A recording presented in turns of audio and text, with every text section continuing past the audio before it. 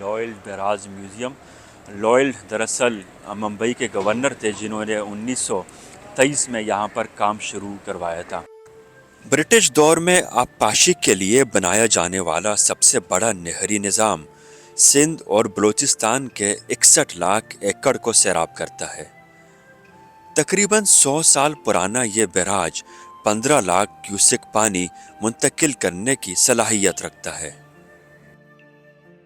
मैं इस वक्त मौजूद हूँ सिंध के तारीख़ी बैराज सक्कर बैराज पर, जो 1932 में मुकम्मल हुआ था। इस बैराज को 100 साल मुकम्मल होने वाले हैं।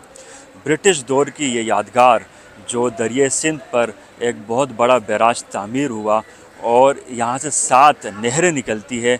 इन नहरों के ज़रिए सिंध और बलूचिस्तान के बाज़ अज़ला सैराब किए जाते हैं। इस वीलॉग में विज़िट करवाते हैं, चलिए हमारे साथ। सक्कर सिंध का तीसरा बड़ा शहर है। दरिया सिंध के किनारे आबाद ये शहर सदियों पुरानी तारीख अपने सीने में रखता है। यहाँ कदम कदम पर तारीखी इमारतें और शाहकार देखने को मिलते हैं, जिनमें से एक सक्कर बैराज भी है, जो दरिया सिंध पर बनाया जाने वाला पहला और बड़ा बैराज है।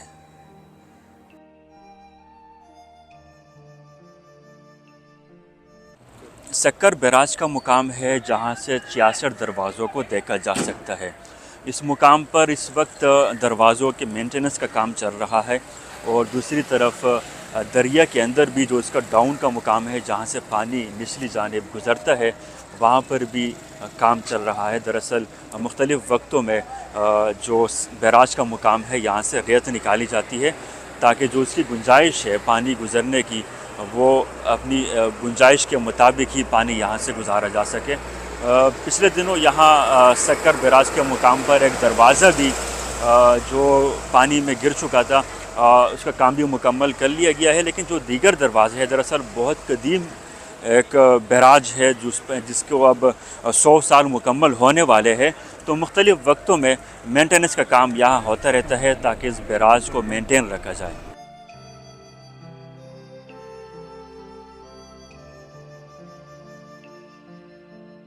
सक्कर बैराज के पास 2 पुल है। एक पुल जो बैराज के ऊपर तामीर किया गया है, जहाँ से हम इस वक्त गुज़र रहे हैं, और दूसरा पुल ये वो पुल है जिसके ज़रिए आप सक्कर शहर में दाखिल हो सकते हैं। इस वक्त ट्रैफिक हेवी गाड़ियाँ यहाँ से गुज़र रही है। ये पुल आमदोरफ्त के लिए इस्तेमाल किया जाता है, लेकिन जो बैराज का पुल है यहाँ आमदोरफ्त नहीं होती, यानी जो यहाँ मकामी शहरी है, जो मकामी ट्रांसपोर्ट है, वो यहाँ से नहीं गुज़रती।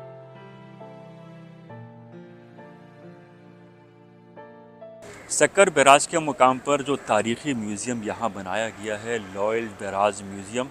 लॉयड दरअसल मुंबई के गवर्नर थे जिन्होंने 1923 में यहाँ पर काम शुरू करवाया था। मुंबई उस वक्त जो सिंध है, सूबा सिंध, ये मुंबई का हिस्सा था। फिर बाद में सिंध को मुंबई से अलहदा कर दिया गया था। बैराज की तामीर और तारीख पर यह अपनी नोयत का मुनफरिद म्यूज़ियम है। यहाँ मुख्तलिफ़ मॉडल, नायाब तस्वीर और वो आलात रखे गए हैं जो बैराज की तामीर में इस्तेमाल हुए थे। ये वो सिंपल है, वो चीज़ें हैं जो बैराज की तामीर के दौरान इन चीज़ों का सहारा लिया गया था या इन चीज़ों को इस्तेमाल किया गया था।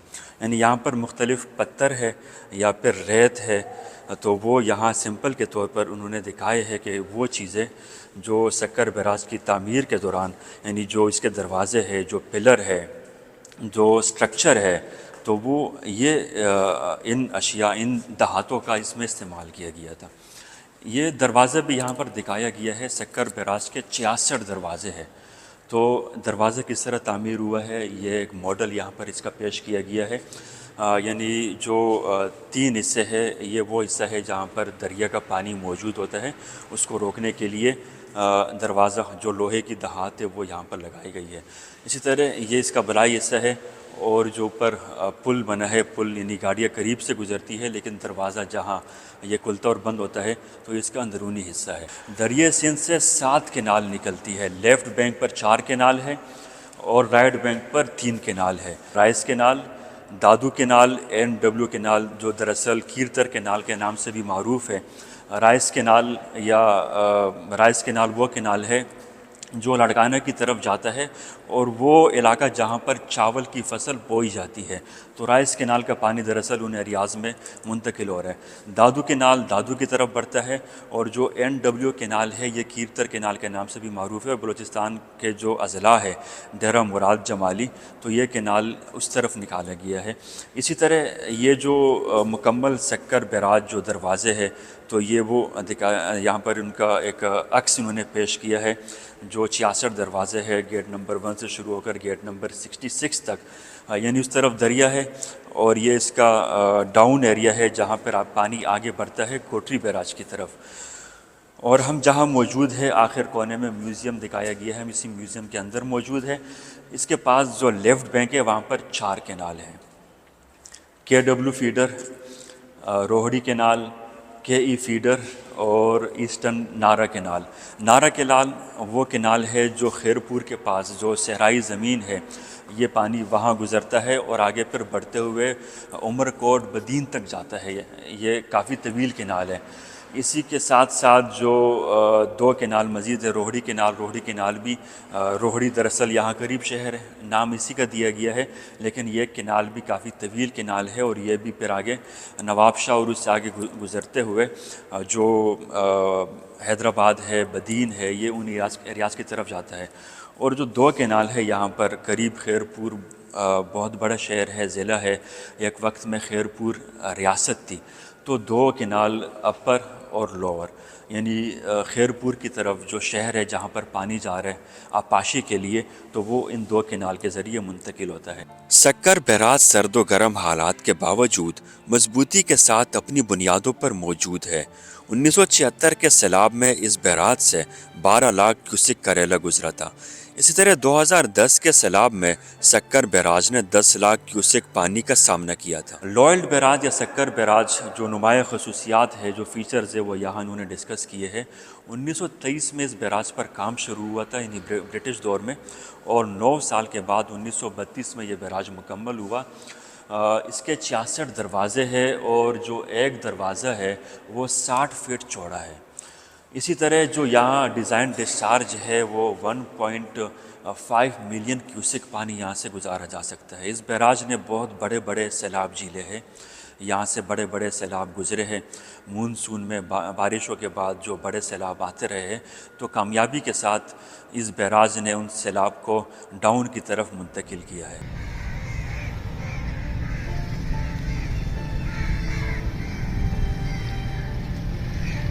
اس میوزیم میں کچھ نادر و نایاب تصویریں بھی ہیں۔ یہ وہ تصویریں ہیں جو یہاں فریم میں دیکھی جا سکتی ہے۔